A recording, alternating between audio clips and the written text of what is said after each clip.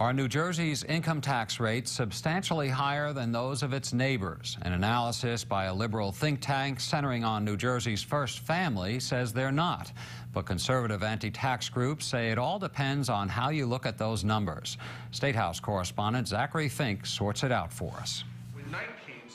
According to New Jersey Policy Perspective, Governor Christie and his wife Mary Pat did not pay the top tax rate last year, even though their combined income was more than $500,000.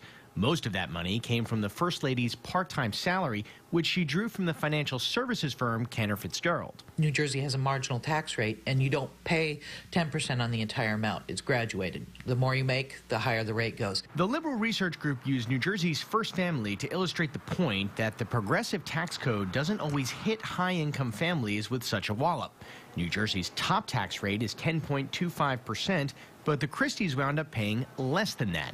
In the end, when you combined it all, the governor's effective tax rate was basically 6.2% of his income, which is less than he would have paid in New York, less than he would have paid if he lived in Philadelphia, and about what he would have paid if he lived in Georgia. That's true in this very narrow example, but somebody who works in Philadelphia is not a representative sample. You know, Pennsylvania has a flat tax of 3.07%, and then Philly adds an additional income tax on top of that. So if you're one of the 10 million Pennsylvanians who don't live in that city, then there's no way your income tax would be higher than somebody who's a high-wage earner in New Jersey.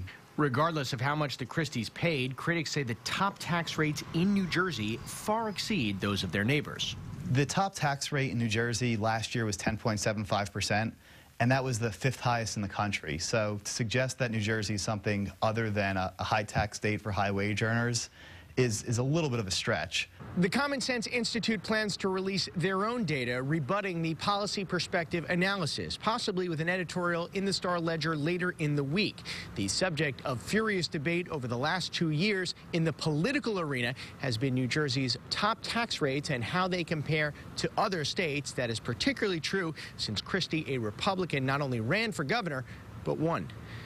Zachary Fink, NJN News, Trenton.